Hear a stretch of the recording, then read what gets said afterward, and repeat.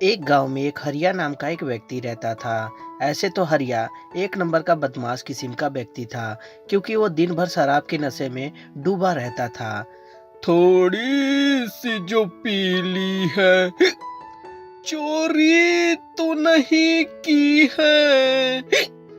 थोड़ी सी जो पीली है, चोरी तो नहीं की है। और इस तरह नशे में टुल होकर हरिया अपने घर जाता है। घर जाने के बाद हरिया देखता है तो उसके होश उड़ जाते हैं, क्योंकि उसके घर पे सतीश दत्त आया रहता है। सतीश दत्त को देखकर हरिया बोलता है, अरे मालिक, आप आने का कष्ट क्यों किए? अरे मुझे बुला लिए होते, मैं आपके पास चला आया होता। अच्छा, मैं तुझे बुलाता तो तू मेरे घर आता। 1 महीने से तुझे मैं अपने घर बुला रहा हूँ, तूने आया भी एक भी बार। और ऐसे भी हरिया, आज तो मैं पूरे अपने पैसे लेके जाऊंगा। पूरा मिलाकर 20,000 रुपए हो चुके हैं। मैं तो और दिन तक नहीं रुक सकता। मुझे आज के आज मुझे पैसे चाहिए, समझा कि नहीं? अरे मालिक, कैसी बात कर रहे हैं? अरे मैंने तो पैसे अभी तक इकट्ठे ही नहीं किए हैं। और रही बात पैसे की मालिक, तो मैं आपको दे दूंगा। कौन सा मैं भागा जा रहा हूँ? सुन बे हरिया, अब मैं ज्यादा कुछ नहीं सुनना चाहता। और ऐसे भी तू इतना पीता है, तेरा लीवर उवर खराब हो गया और तू ऊपर के रास्ते निकल पड़ा, तब तो मेरे पूरे के पूरे पैसे फंस जाएंगे। मैं कुछ नहीं जानता हूँ। आज मुझे मेरे पैसे चाहिए, तभी मैं तेरे घर से जाऊंगा, वरना नहीं जाऊंगा, समझा कि नहीं?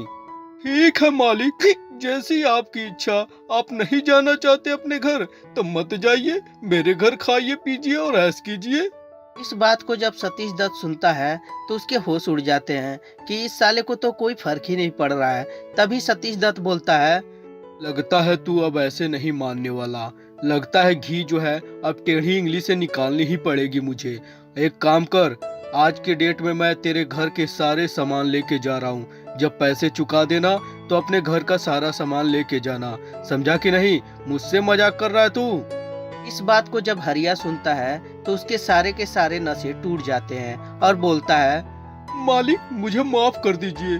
कुछ दिन का और मोहलत दीजिए। मैं आपके सारे के सारे पैसे चुका दूंगा। प्लीज मेरा विश्वास कीजिए। मैं तो नशे में था, इसलिए कुछ भी बोल गया। मालिक, मुझसे गलती हो गई। प्लीज मुझे माफ कर दीजिए मालिक। आइंदा से ऐसा कहीं भी कुछ नहीं बोलूंगा मैं। देख, तेरा बहुत ड्रामा हो गया और बहुत देर से मैं तेरा ड्रामा सुन रहा हूँ।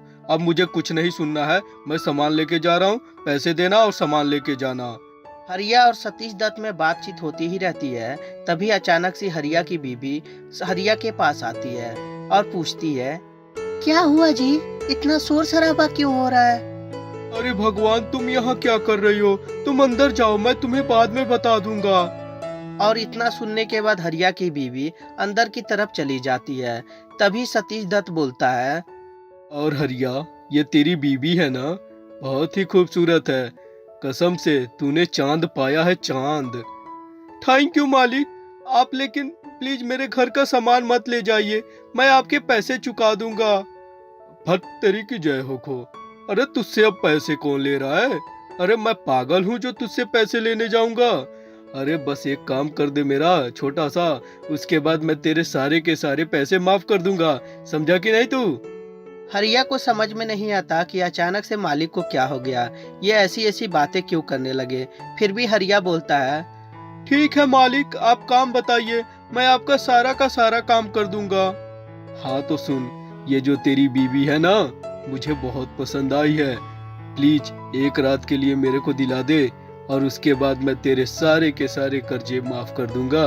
और साथ ही साथ मैं तुझे 5,000 रुपया और ऊपर से दूंगा। हरिया जब इस बात को सुनता है तो उसके पैरों तले जमीन खिसक जाती है और बोलता है, मालिक, आप पागल हो गए हैं। ये मेरी बीवी है, कोई लकीर नहीं है कि मैं किसी के पास भेज दूंगा। हाँ, मैं मानता हूँ कि मैं शराबी हूँ, लेकिन अपनी बीवी का सौदा नहीं कर सकता। अच्छा, मुझसे जबान लड़ाएगा तू? तो ठीक है, एक काम कर, मैं तेरे सारे के सारे सामान लेके जा रहा हूँ, और उसके बाद पैसे दे देना और सामान लेके जाना। हरिया को बेचारा कुछ समझ में नहीं आ रहा था कि वो क्या करे। तभी हरिया बोलता है, ठीक है मालिक, मैं अपनी बीवी से पूछ के बताता हूँ। और ये कहकर हरिया अपने बीवी के कमरे में जाता है और जाकर सारी बात अपनी पत्नी को बताता है। तभी उसकी पत्नी बोलती है, आपका दिमाग तो ठीक है ना, कैसी बात कर रहे हैं आप? भला मैं किसी गैर मर्द के साथ कैसे सो सकती हूँ? आप सचमुच, मुझे पता था कि आप इतने बड़े पियक्कड़ हो गए हैं कि मेरा भी सौदा एक ना एक दिन कर ही देंगे आप। इसीलिए मैं अब आपको छोड़कर हमेशा के लिए अपने मायके जा रही हूँ। अब आप रहिए अकेले अपने सुखी इस मड़ई में। और ये बोलकर हरिया की बीवी भी घर छोड़कर चली जाती है।